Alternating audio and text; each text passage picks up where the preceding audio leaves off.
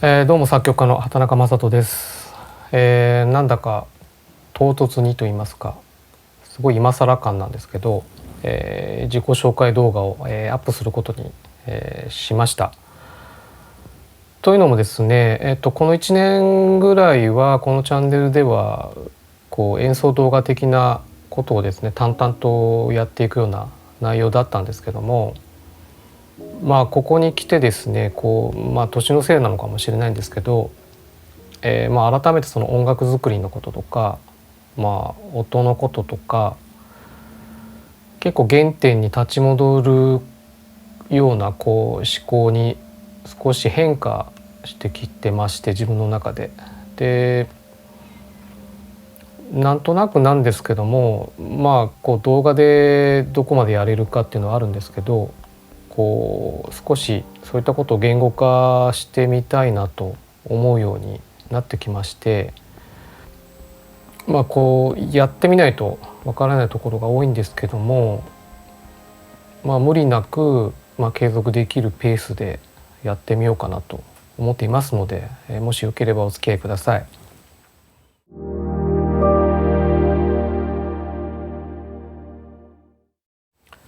ということで今回は、自己紹介ということですので、これまでの流れをですね、ざっと駆け足でお話ししたいなと思います。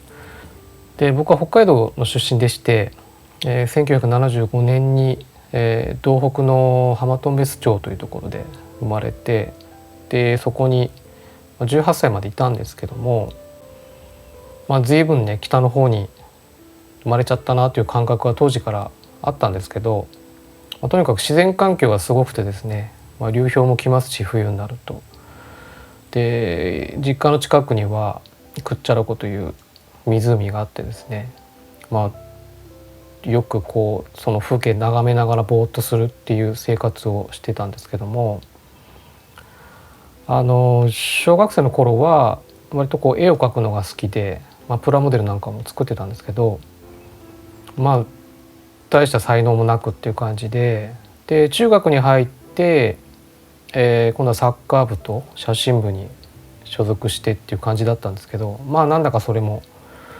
中途半端な感じでしたね。で中学も後半になって突然何のきっかけもなく突然作曲がしたいと思うようになりまして、で親もねはあっていう感じだし、で自分自身でも、なんでそう思ったかよく分かんないんですけど、ピアノも習ったことないし、楽器もね鍵盤ハーモニカとかリコーダーを学校でやるぐらいしか経験なかったんですけど、突然おもちゃのキーボードみたいのを買って、五線譜買ってやりだすんですね。で独学なんで、とにかくいろんな音楽を聴くしかないだろうってことで、クラシックとか民族音楽とかロックとかジャズとかもう何でも見境なく、聴くっていうのを、当時は情報源ラジオでしたから、主にラジオとかレコードとか CD とかで聴きまくるみたいな生活を突然送るようになります。そして高校に入ると、アルバイトできるんで、アルバイトしてギターとか、シンセサイザーを買うんですけど、どうも自分の場合はシンセの方が性に合ったみたいで、それ以降はもうバイトしてはリズムマシンとかシーケンサーとかミキサーとか、とにかくその辺の機材を買いまくるっていう人生がすでにこの時から始まってしまいます。でちなみに最初に買ったシンセはですね、ヤマハの V50 というシンセサイザーなんですけど、シーケンサー内蔵されたものでして、本当に当時としてもですね、機能もコストパフォーマンスもすごく優秀な機材でして、結局その後10年ほど、最終的にはもうなんか音が出なくなっちゃったんですけど、その音が出なくなるまで、使い倒しました。で最初に買ったその音楽の本っていうのもこれはまだ手元にあって、楽典なんですけども、これは今でも大事に取ってあって、時々眺めてます。で高校時代になるとですね、それこそ自分の部屋で音楽作るということに限らずですね、例えば学園祭の、演劇の舞台があったとしたら、それに合う音楽とか効果音を作ったり、するようになります。で高校も2年3年になるともうこれを仕事にしたいとすごく強く思うようになりまして、で音大に行く道っていうのも当然考えたんですけども、札幌にある慶泉学園っていう放送技術の専門学校に入って、音楽を学ぶというよりも音響とかレコーディングとか、放送機器、全般について、学びました。でそこを卒業した1995年からもういきなりフリーランスでこの仕事をやるようになるんですけども、当時の札幌っていうのはその音楽制作の会社っていうのは非常に少なかったんですね。でその少ない上にちょうど就職氷河期が重なってしまいまして、そもそもそういう会社に入りたくても入れないっていう状況になってしまったんですね。なので、自分としてはもう仕方なくフリーでやるしかなかったっていうのが当時の状況でした。で学生時代は新聞小学生って言って新聞配達朝と夕方やって、それでお給料いただいて、で当時下宿だったんですけど、それの部屋代と朝と夜の食費はタダみたいな内容だったんですけど、それで少しずつ資金を貯めていたんですね。で、それに加えて、ちょっとどんと借金して、ローンを組んで Mac とか、ミディ音源モジュールを確か100万円ほど買い込んで、それで業務として、DTM を、始めました。ただ当然のことながらそんなね最初からうまくいくわけはなくてですね、制作会社とか広告代理店とかに、今でも苦手ですけど営業行くんですけど、営業行っても基本的には門前払いで、やっと誰かに合わせてもらっても基本的には名刺もくれないみたいな、状況でした。でそれでも人づてに少しずつ本当に少しずつお仕事をいただいてっていう状況になってくるんですけど、最初にやったお仕事は舞台の音楽でした。バレエのための音楽でしたね。なので、それ以降は舞台音楽とか、それからイベントで使うための音楽とか、それから当時まだ携帯電話なんか4和音とかしか出ないような携帯電話だったんですけど、それの着信音とかサウンドデザインっていうのをやってました。でそういうのをコツコツやるしかなくて、で収入的にもやっと普通に、ご飯が食べられるなみたいな状況になったのはやっぱり3年とかかかりましたね。でその後イベントを通じていろんなつながりが、できてくるんですけども、2002年にドイツのハンブルグに、移住することになります。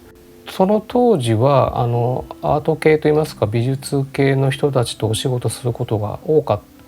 た時期が97年ぐらいからあったんですけど、その時にそのドイツのハンブルグに関係しているいろんな方々とお会いするようなことがあって、移住前にもハンブルグにはライブしに行ったりってことがあったんですね。そういうこともあって結構海外に住むのって大変で、そのビザの申請とか、国によって違うんですけど、推薦状が必要だったりみたいなことがあって、で当時の自分が置かれた状況では、ハンブルグに行くのが一番確実であろうと、その推薦状をいただいたりということもできるし、でそれで申請をして、2年間、ハンブルグ州で、いわゆる文化ビザっていうんですかね、アーティストビザみたいのをいただいて2年ほど進めることになりました。で当時はハンブルグバレエのダンサーとかですね、それからあとは美術館とかでライブ活動したりみたいなことをしながら、日本のお仕事も当時まだインターネットがまだ遅い時代でしたけど速度が、なんとかリモートできたんで、リモートでお仕事をしてました。で自分としてはとにかくその札幌を出て視野を広げたいっていう思いが強かったんですけども、やっぱりその2年間ドイツに、入れたっていうのは、自分にとってはすごくいい経験になりました。で、それがそのあんまりメンタル強くないんですけど、その海外生活で少しメンタル的にも強くなったような気もしています。そして2004年になるんですけども、今度は何のコネもなく今度は突然東京に移住することになります。そこでも偶然ないろんな出会いがあって、で東京では主に広告のための音楽とか、建物の中のサウンドデザインとか展覧会とかインスタレーションのための音を作らせていただくようになりました。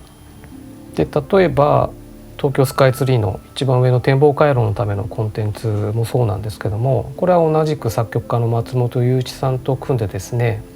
そこでは気象データから音楽が自動で作られるようなプログラムを一緒になって作りました。今現在は残念ながらちょっと運用が止まってしまってます。であとは一世三宅パリコレクションですとか、ファッションブランドですとマトウさんっていう方々とはもうかれこれ15年ほどコレクションの音楽を作らせていただいてます。それからヤマハさんですとかキヤノンさん、海外での展示空間の音ですとか、主にデザイン系のフィールドで、徐々に責任感というかプレッシャーも大きくなるようなプロジェクトに少しずつ関わらせていただくようになってきてます。であとは自動販売機の操作音ですとか、自動車のドアが閉まる時の電子音ですとか、そういった音楽以外のコンテンツも作ってます。そして2009年頃からですね、ご縁があって東京から少しずつ山梨県の方に行き来するようになるんですけど、最終的には山梨県に移住して、2012年には再び札幌の方に移住して現在に至るという感じです。で基本的には今現在もフリーランスという状況に変わりはないんですけど、東京の窓口としてテレビマンユニオン音楽事業部内にその機能があります。で自分の場合ですね、大した才能もないですし、これといって印税があるわけでもなしで、自分の場合はその制作物は基本ペイアウトって言って買い取りになるので、そういうクライアントワークをコツコツやって、で求められたレベルまで突き詰めて最後までやり遂げるっていうぐらいしか脳がないんですけど、自分の中ではいまだに一貫してその音楽と音っていうのを境界線が曖昧で、なのでその音楽作るっていうことと同時にですね、例えば企業のサウンドロゴ、今お聞きいただけるの多分エステーさんの CM の最後のピヨピヨって音がそうなんですけど、そういう1秒もないような短い音とか、そういった音を作るのも自分の中では同質というか同じ価値を持っていて、たった1音であっても丁寧に作るということを心がけてます。はい、そんなわけで今日はこれで終わりにしたいと思います。で概要欄の方に、全部ではないんですけども、今お話しした情報に関わるようなリンクは掲載しておきます。で今後はですね、いろんなテーマを設けてお話できたらなと思ってます。同業の方とか、いろんなクリエイターの方を交えてお話しするような機会も増やしたいなと思ってますので、もしよければお付き合いください。最後までご覧いただいてありがとうございました。